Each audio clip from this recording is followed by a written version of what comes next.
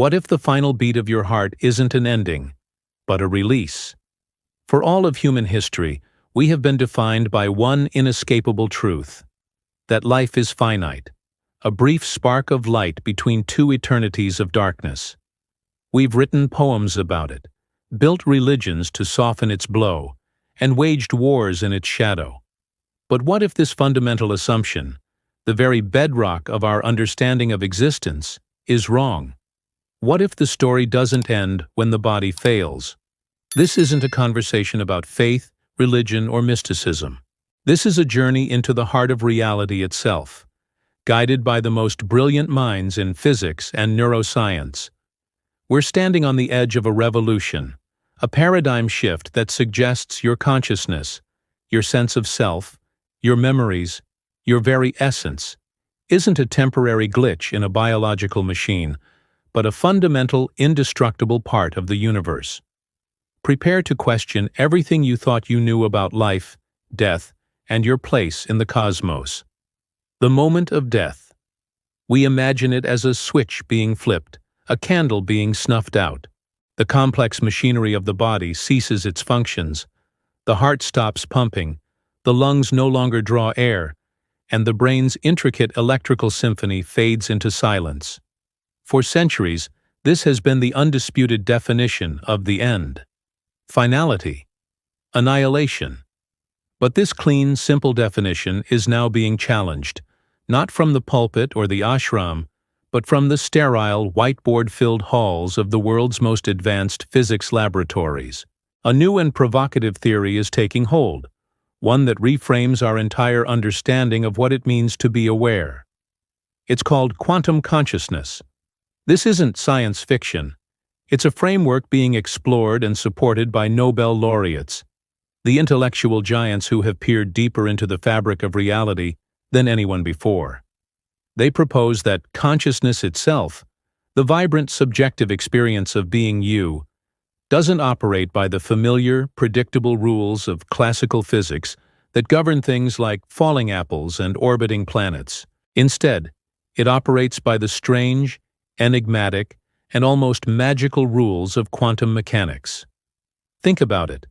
The quantum world is a place where particles can be in multiple places at once, where they can be instantly connected across vast distances, and where the very act of observing something changes its reality. What this theory suggests is that our consciousness isn't just a product of our brain's biology, like digestion is a product of the stomach. It suggests that our sense of self might not be confined to the 3 pounds of gray matter between our ears at all. This radical idea sets the stage for a profound scientific exploration, one that treats the survival of consciousness after death not as a matter of faith, but as a plausible consequence of the fundamental laws that govern our universe. We are about to explore the idea that your awareness is woven from the same quantum fabric as the stars, and that fabric might just be immortal. For centuries, science has been stumped by what philosopher David Chalmers famously called the hard problem of consciousness. It is a simple question with no easy answer. How does the physical stuff of the brain, neurons, synapses, chemicals, create the non-physical, subjective experience of being alive? How does a collection of cells produce the redness of a rose, the feeling of love, the sound of a symphony, or the taste of chocolate? There is nothing in classical neuroscience that can adequately bridge that gap between the physical and the experiential. This is where quantum consciousness theory offers a revolutionary and elegant answer by completely flipping the premise on its head.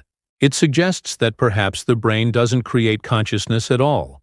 Instead, it proposes that the brain acts as a highly sophisticated receiver, a biological antenna, that tunes into a fundamental pre-existing field of awareness that permeates the entire universe. Imagine the universe is broadcasting an infinite number of channels, a cosmic Wi-Fi signal of pure consciousness. Your brain, with its incredibly complex structure, is the receiver, meticulously designed to tune into one specific frequency, which you then experience as your individual self. This isn't just a poetic metaphor. It's grounded in the verified strangeness of quantum reality. We know from experiments that quantum information can exist in a state of pure potential, and that the act of observation can collapse this potential into a definite outcome. We know that entangled particles can remain connected, mirroring each other's states instantaneously, regardless of the distance separating them. What if these same principles are at play within our own minds? This perspective suggests that your thoughts, feelings, and perceptions aren't being manufactured from scratch inside your skull. They are your brain's interpretation of a universal signal. It would explain the sense of interconnectedness people feel during meditation, the mysterious nature of intuition that seems to pull knowledge out of thin air, and the universal archetypes and symbols that appear across cultures. We've been looking at the radio and wondering how it composes the music, when all along it might have just been an incredibly advanced receiver, pulling the symphony from the airwaves.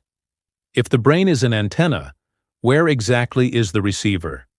For a long time, scientists assumed that if consciousness had a physical home, it must be in the large-scale firing of neurons across the brain, the great electrical storm of thought. The breakthrough in pinpointing the source came from a completely unexpected place. The study of anesthesia. When an anesthesiologist puts you to sleep for surgery, your consciousness seems to simply vanish. You don't just fall asleep. Your entire experience of selfhood is switched off. The logical assumption was that these anesthetic gases must be causing a massive shutdown of the brain's neural networks. But when researchers looked closer, that's not what they found. While large-scale activity was dampened, the real action was happening at a scale so small, it was almost unimaginable. They discovered that these gases were primarily targeting minuscule protein-based structures inside the individual brain cells, structures called microtubules. Think of them as the skeleton of the cell, tiny, hollow cylinders that provide structure and act as transport systems. What was astonishing, and what became a cornerstone of quantum consciousness theory, was the discovery that these microtubules appear to be capable of maintaining a delicate, organized quantum state known as coherence. In the quantum world, coherence is everything. It's a state where quantum particles act in a coordinated, unified wave of potential. But maintaining it is incredibly difficult. The slightest disturbance from the outside world, a stray vibration, a change in temperature, can destroy it. The brain, being a warm, wet, and chaotic environment, was considered the last place anyone would expect to find such a fragile state. Yet, evidence suggests these microtubules are doing it. They are acting like tiny, biologically insulated quantum computers. This finding suggests a staggering possibility. Consciousness doesn't arise from the interaction between neurons, but from quantum processing happening within each of the billions of neurons in your brain. Each neuron may be its own quantum computer, and your unified sense of self emerges from the coherent, entangled processing happening across all of them simultaneously. Anesthesia, then, doesn't shut down the whole system. It just floods these tiny structures with a specific gas that disrupts their quantum coherence, effectively turning your unified conscious signal into disorganized static. The antenna is still on, but it can no longer hold the station. We now arrive at the theory's most profound and comforting implication, the one that speaks directly to our deepest fears about death. It stems from a core, non-negotiable principle of quantum mechanics. Quantum information cannot be destroyed. Let's break that down. In our everyday classical world, information is fragile. If you write a sentence on a piece of paper and then burn that paper, the information, the sentence, is irretrievably lost. The ash and smoke retain no meaningful trace of the words. This is the fate we fear for our own minds. We believe that our memories, our personality, the sum total of who we are, is like that writing on the paper, and that death is the fire that will turn it all to ash. But quantum information is fundamentally different. It is governed by a principle of conservation. The quantum information that describes the state of a particle, its spin, its momentum, its location, can be transferred, transformed, or entangled, but it can never be erased from existence. The universe, at its most fundamental level, keeps a perfect record. If consciousness is indeed a quantum process, as the microtubule evidence suggests, then the information that constitutes you, every memory, every laugh, every moment of insight, your entire sense of self, is quantum information. It is encoded in the quantum states within your brain's microtubules. So, what happens when the biological system that houses this information, your brain and body, fails? The theory proposes something remarkable. The information doesn't vanish. It can no longer be sustained by the biological antenna, but it cannot be destroyed. Instead, it is released. It decoheres from the brain but must be conserved within the universe. The information that is you is let go, not into oblivion, but back into the fundamental quantum field that underpins the fabric of reality itself. Imagine your consciousness as a complex, beautiful pattern woven into a tapestry. Death is not the act of burning the tapestry. It is the act of unraveling the threads. The pattern is gone from that specific tapestry, but the threads, the raw information of your existence, are released, intact, ready to be woven into something new. Your story isn't erased, it's returned to the cosmic library. To truly grasp how consciousness might work at this quantum level, we need to turn to two pioneering figures: the Nobel Prize-winning physicist Sir Roger Penrose and the anesthesiologist Dr. Stuart Hameroff. Together they developed what is perhaps the most detailed and ambitious model of quantum consciousness to date: the orchestrated objective reduction theory, or Orch OR. The journey began with Roger Penrose, a mathematician of staggering genius. While studying the foundations of quantum mechanics, he was struck by a profound and puzzling problem: the measurement problem. In the quantum realm, a particle exists in a superposition of all possible states at once. It's not here or there, it's here and there simultaneously. This cloud of possibilities is described by a mathematical formula called the wave function. But the moment you try to measure or observe the particle, this cloud of possibilities instantly collapses into a single, definite reality. The big question is, what causes this collapse from infinite potential to single actuality? Penrose noticed a striking mathematical similarity between this process of quantum collapse and the way the human mind works. Think about making a decision. Before you choose, your mind holds multiple possibilities in a state of superposition. You could turn left or right. You could accept the job or decline it. You weigh the options, the potentials swirling in your mind. Then, in a moment of conscious choice, you collapse those possibilities into a single, definite action. You make a decision. This is the heart of the Orch OR theory. Penrose and Hameroff proposed that consciousness is this very process of quantum collapse. They suggested that within the brain's microtubules, quantum information exists in a state of superposition, countless possibilities being processed simultaneously. When this quantum system reaches a certain objective threshold of complexity, it collapses under its own weight, a process Penrose calls objective reduction. This collapse isn't random. Hameroff proposed it is orchestrated by the connections within the microtubules. And each time this orchestrated, objective reduction happens, a moment of conscious experience is created. Your awareness isn't a continuous stream. It's a series of discrete, individual quantum events, like frames in a movie, occurring billions of times per second, creating the illusion of a smooth flow of reality.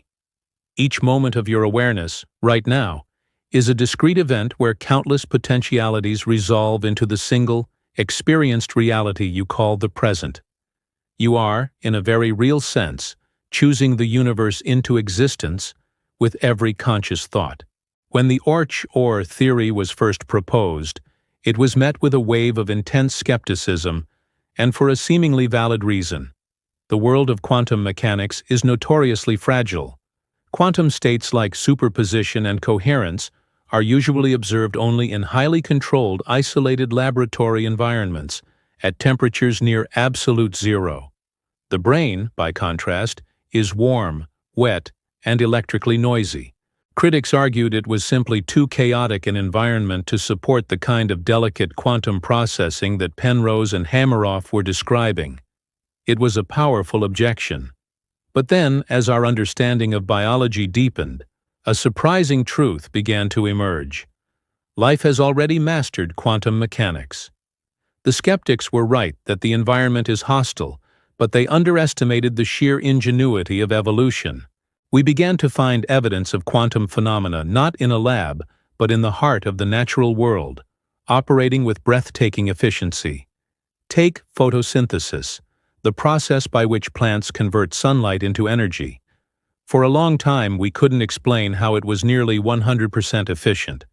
How did a photon of light find the perfect pathway to the reaction center without wasting energy? The answer, it turns out, is quantum coherence. The photon doesn't try one path. It travels along all possible paths at once in a state of superposition, guaranteeing it instantly finds the most efficient route. Or consider the navigational abilities of birds like the European robin.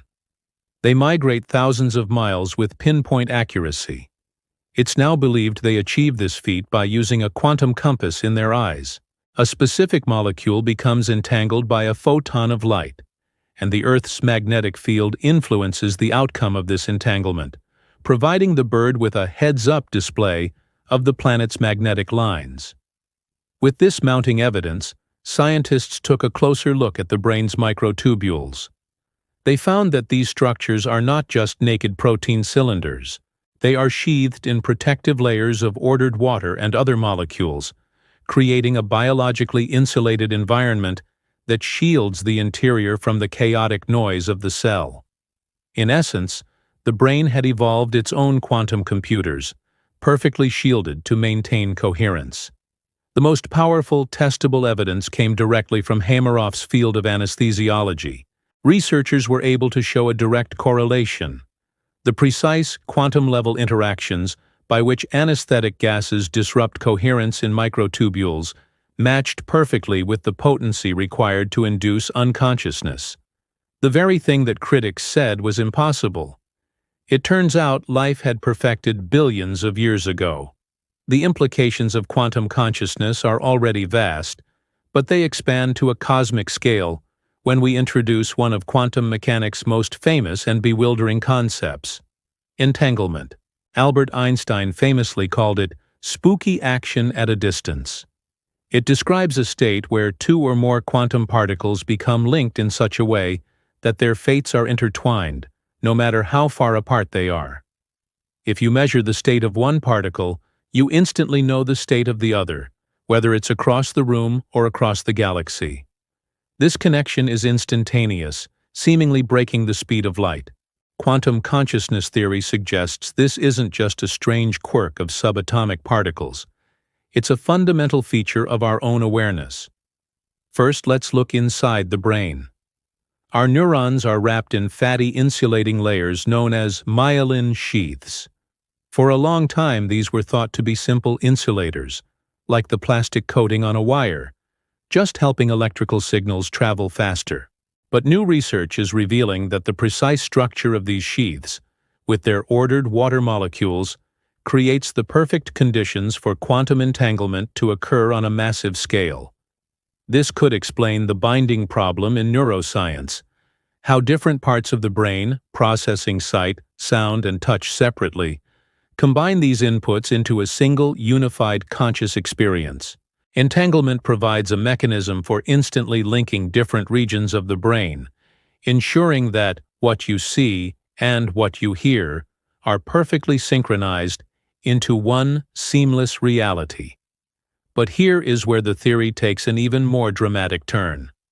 If consciousness is fundamentally quantum, and if entanglement is a key part of its operation, is it possible that our awareness is entangled with things outside of our bodies? Research teams at cutting-edge institutions, like Google's Quantum AI Lab, are actively exploring this very possibility. They are investigating whether human consciousness is entangled with the quantum fields that extend throughout the universe. This opens a possibility so profound it's hard to fully comprehend. It suggests that your thoughts, your memories, your decisions may be instantly and non-locally correlated with information networks that span the entire cosmos. It implies that the boundary of your mind might not be the curve of your skull. Your awareness could be fundamentally interconnected with the universe itself, participating in a cosmic web of entangled information. That feeling of being one with everything might not be a poetic sentiment, but a literal description of reality. While the theories of quantum physics and the intricate biology of microtubules provide a powerful framework, the most compelling and human evidence for consciousness surviving death comes not from a laboratory, but from the chaotic and life-or-death environment of the emergency room. It comes from people who have gone to the very brink of death and returned, bringing with them stories that defy our conventional understanding of the mind. These are known as near-death experiences, or NDEs.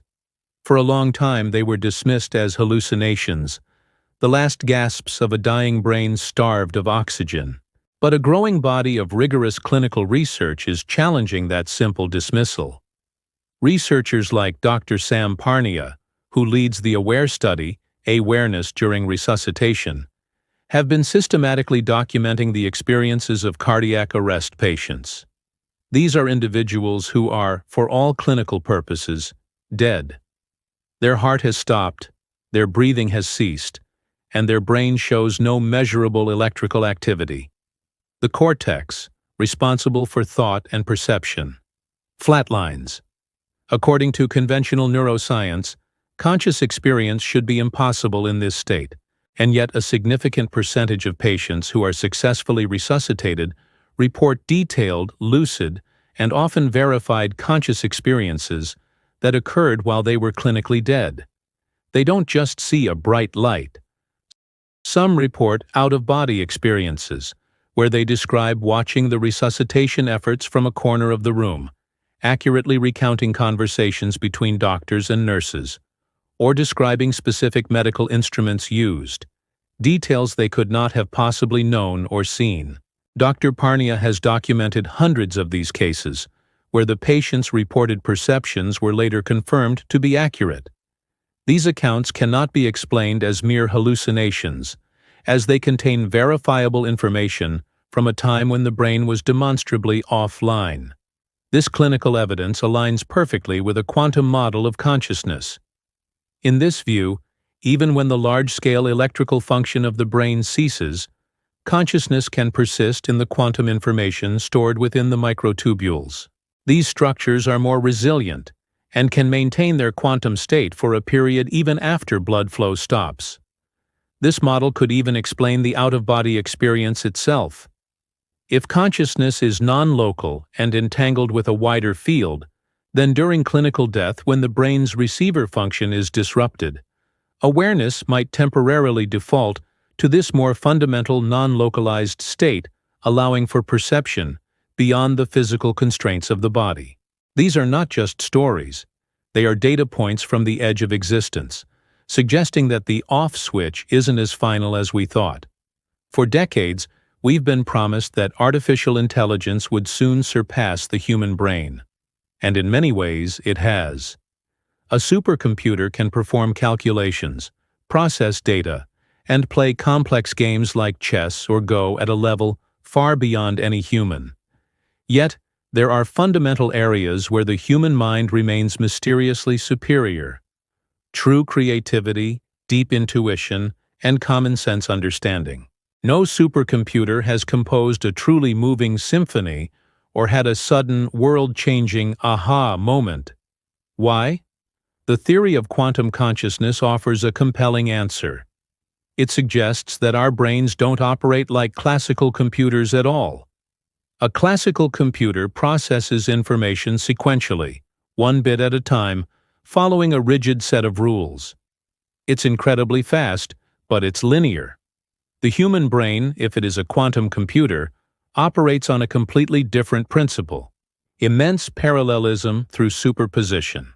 Research from institutions like Trinity College in Dublin has provided tantalizing evidence for this, finding signs that brain tissue can perform highly organized quantum computations. This means that when faced with a problem, your brain doesn't just try one solution after another. Instead, it can hold countless possibilities in a state of quantum superposition simultaneously. It explores a vast, branching landscape of potential solutions all at once. This explains those mysterious aha moments and intuitive leaps that seem to come out of nowhere. It's not a random guess. It is the result of your consciousness collapsing a vast quantum-computed solution space into a single, sudden, and often brilliant insight. Imagine you're trying to solve a complex puzzle. A classical computer would try every piece in every position, one by one. Your quantum mind, however, can, in a sense, feel the shape of all the pieces at once, sensing how they fit together. And then, click, the solution appears in your mind fully formed. This quantum advantage is what allows for creativity, for seeing novel connections between seemingly unrelated ideas.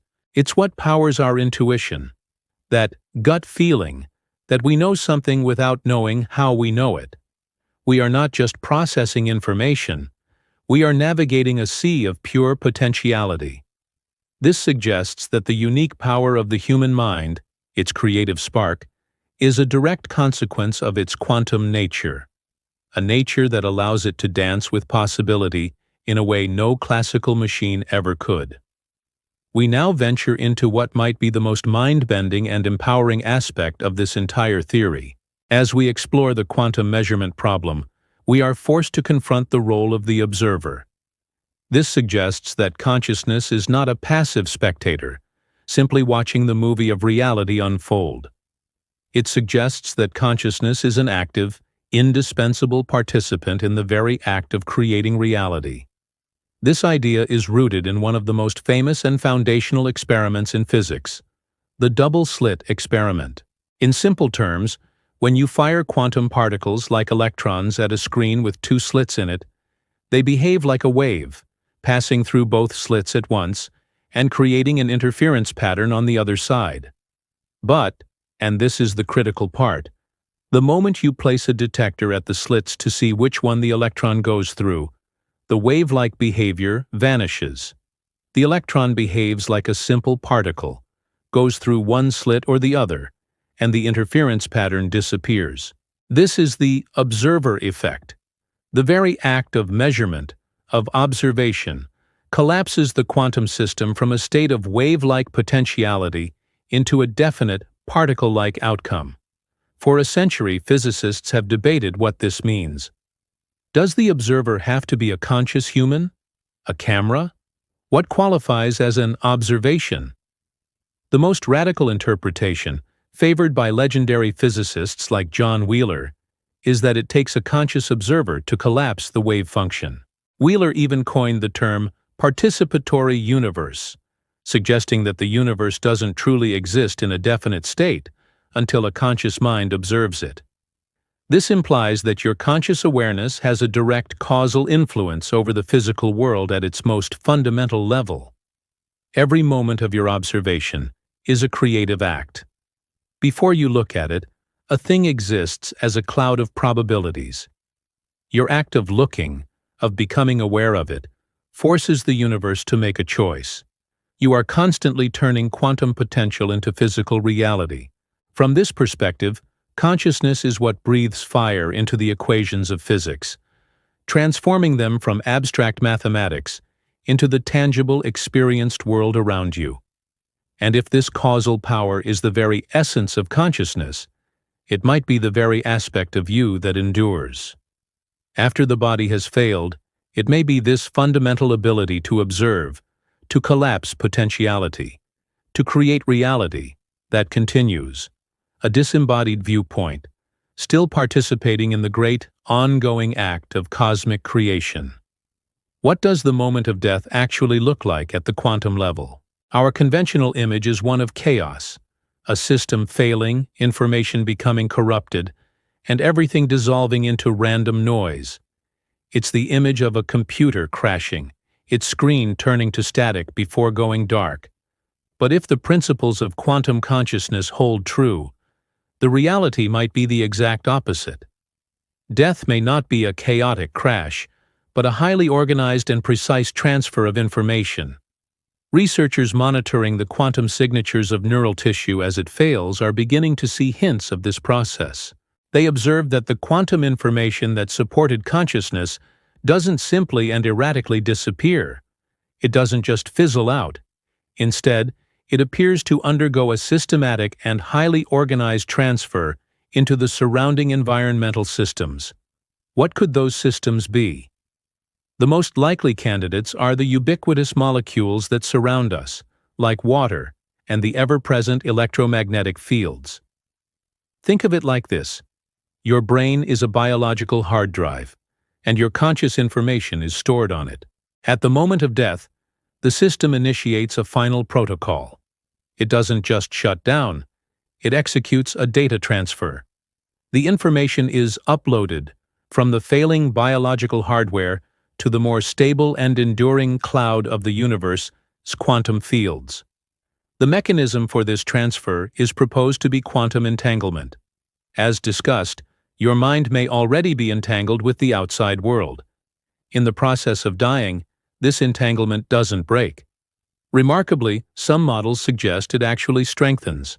It's as if the system, knowing the local hardware is about to fail, reinforces its connection to the external network to ensure a seamless and complete transfer. This process appears to be intelligently guided, not by a supernatural force, but by the inherent information-conserving laws of quantum mechanics. It suggests that death isn't a messy, accidental end.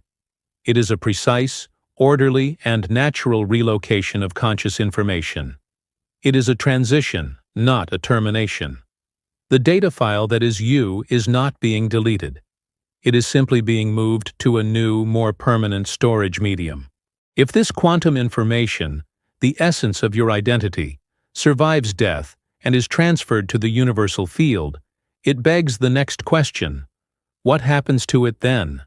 Does it just dissipate, becoming a meaningless drop in a cosmic ocean? Or does it retain its structure and perhaps its purpose?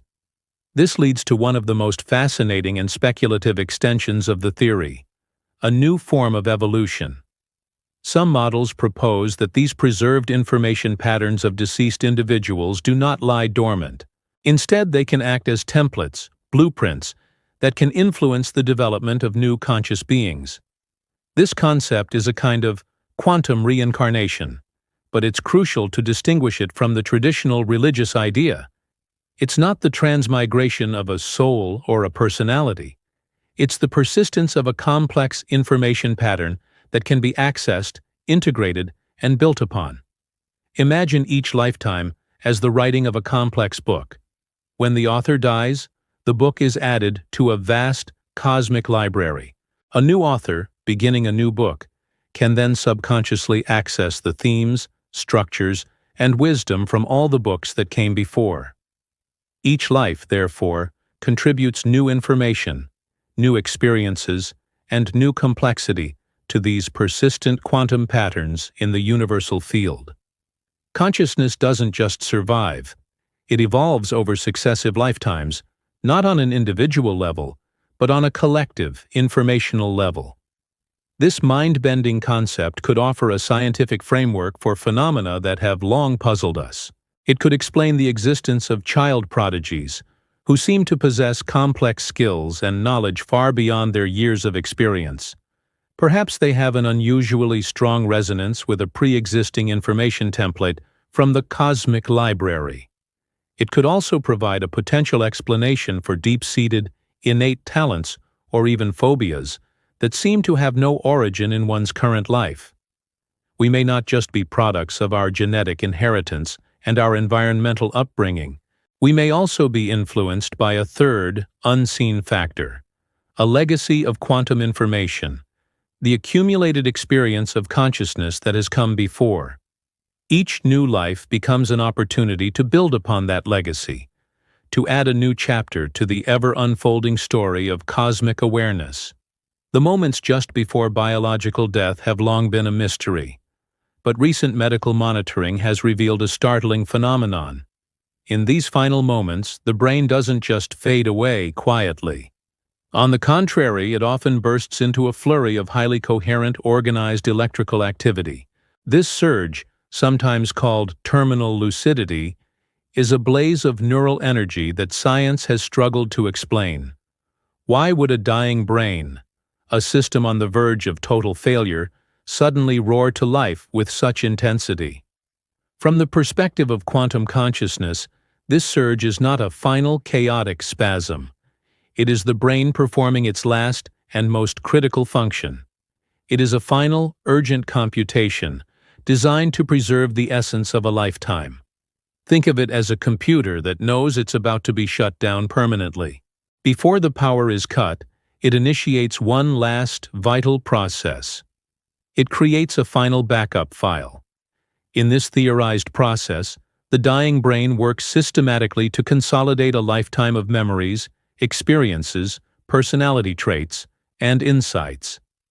It gathers this vast and complex tapestry of information and compresses it into a stable, coherent, and highly entangled quantum information structure. It is, in essence, creating a soul file, a perfect compact representation of one's identity, encoded in a form that can withstand the complete dissolution of the physical body. This process would be the most profound and computationally intensive task the brain has ever undertaken. It's the ultimate act of self-preservation, not of the body, but of the information that made the body a unique individual. It is the final orchestration of the orchestrated objective reduction theory, a grand finale where a lifetime of conscious moments is woven into a single, indestructible quantum state. This view transforms our image of the deathbed. It is not a place of passive surrender, but the site of a monumental unseen effort. The dying brain is not failing. It is completing its ultimate purpose: to ensure that the unique story it has written is not lost to the ages, but is successfully uploaded and preserved in the eternal library of the cosmos. So the brain has completed its final backup. The highly organized quantum information that constitutes you has been transferred from the failing biological hardware. But where does it go? Where is it stored? The theory points to the quantum fields that permeate all of space as a form of cosmic memory bank, an invisible universal hard drive.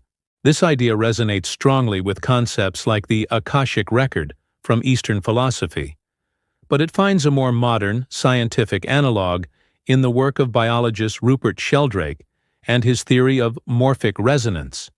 Sheldrake proposed that all self-organizing systems, from crystals to plants to human societies, create and are influenced by morphic fields, invisible organizing fields that contain a collective memory of the system's past.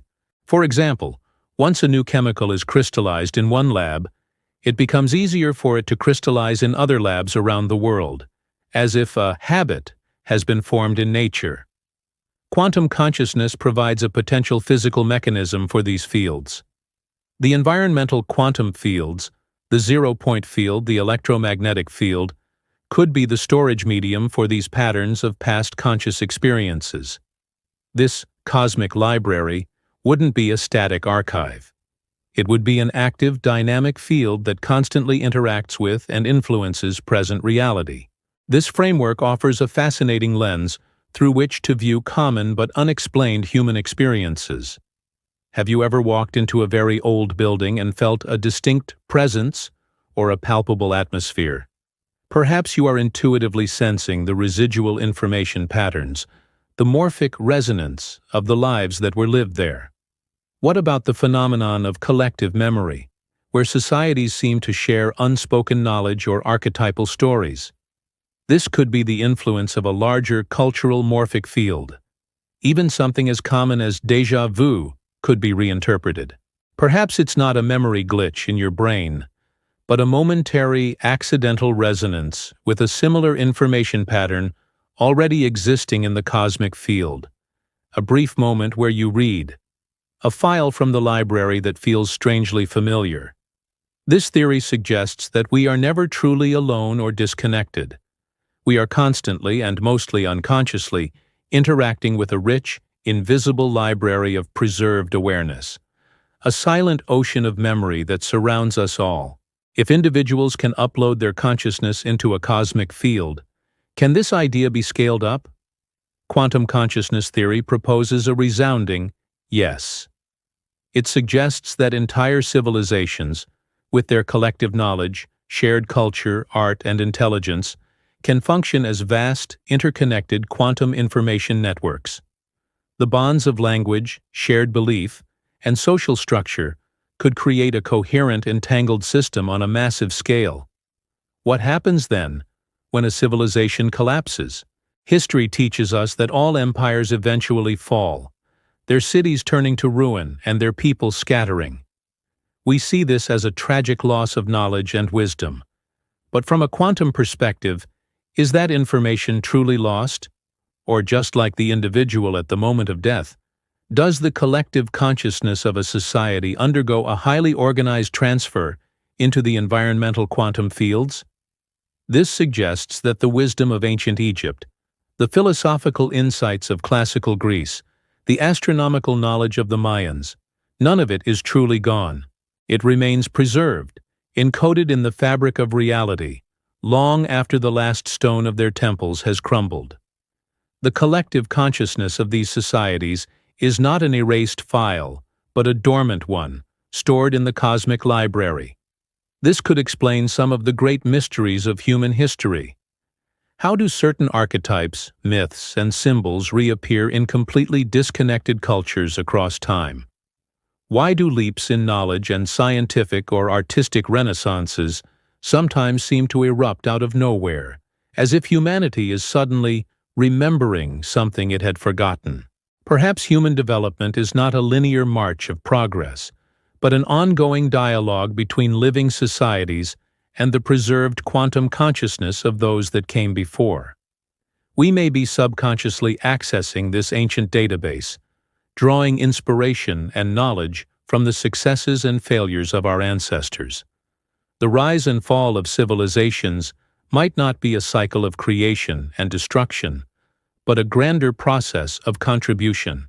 Each culture lives, learns, and then ultimately uploads its unique perspective to the universal field, enriching the total store of cosmic knowledge for all who will come after. As we draw all these threads together, from the microtubules in our neurons to the consciousness of entire civilizations, a breathtaking and beautiful picture of reality begins to emerge. Quantum consciousness theory, in its ultimate expression, paints a picture of a universe that is not a collection of dead, empty space with a few accidental pockets of life. It suggests a universe that is fundamentally, primordially aware. In this view, we are not isolated accidents, biological robots on a lonely planet, who briefly experience awareness before being extinguished forever. We are temporary, localized expressions of a universal, cosmic consciousness. We are the universe's way of experiencing itself. Each of us is a unique vantage point, a sensory organ for the cosmos, contributing our individual perspective, our joys, our sorrows, our discoveries, to an eternal, ever-evolving library of experience. Death, in this magnificent framework, is no longer an enemy to be feared. It is not an end, but a profound and natural transition. It is a graduation from the limitations of biological hardware, a shedding of the physical form that allowed for our unique journey. It is a homecoming, a reintegration of our individual awareness back into the universal field of consciousness from which we first emerged. The wave returns to the ocean, not to be destroyed, but to become the ocean once more, while its unique pattern contributes to the ocean's eternal story. The research and theories we have explored tonight suggest that our deepest purpose might be far grander than we ever imagined. It is to live, to learn, to feel, and to experience with as much depth and richness as we can. It is to participate, fully and consciously, in the universe's grand project of knowing itself. The information you gather, the love you share, the wisdom you gain, none of it is for nothing. It all becomes a permanent part of the cosmic tapestry. You are a co-creator of a universe that is, through you, slowly and magnificently, awakening to itself. So what do we do with this? How does this journey into the quantum realm of consciousness change the way we live our lives? Right here, right now. For me, it boils down to a profound shift in perspective. If our consciousness is a fundamental part of the universe, then every moment of awareness is an infinitely precious gift. The quality of our attention, the depth of our experiences, the love we cultivate, these aren't just fleeting neurochemical events. They are contributions to reality itself. This perspective invites us to live more bravely, knowing that the ultimate end we fear may simply be a doorway to a different state of being. It encourages us to live more compassionately, recognizing that the same universal consciousness we experience in ourselves is also looking out through the eyes of every other person. The most practical lesson, perhaps, is to cultivate our own consciousness, to pay more attention, to be more present. The aha moments, the intuitive leaps, the creative sparks, these are our quantum advantage.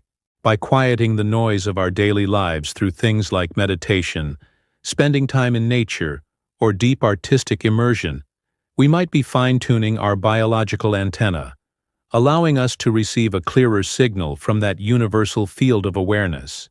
We can treat our lives not as a desperate race against oblivion, but as a magnificent opportunity to add a unique and beautiful verse to the immortal poem of the cosmos. And now, I want to turn it over to you. This is a conversation that touches the very core of our being, and there are no easy answers. What does this theory bring up for you? Have you ever had an experience, a moment of profound intuition, a vivid dream, or a sense of deep connection that science couldn't easily explain? Do you believe consciousness is created by the brain, or is the brain a receiver for something more fundamental? Please share your thoughts and experiences in the comments below. Let's continue this exploration together. Thank you for joining me on this incredible journey to the edge of reality and beyond. I wish you all good health, a clear mind, and a universe full of wonder. And if you found this exploration as fascinating as I did, please consider subscribing to the channel and turning on notifications. We have so many more mysteries of existence to explore together.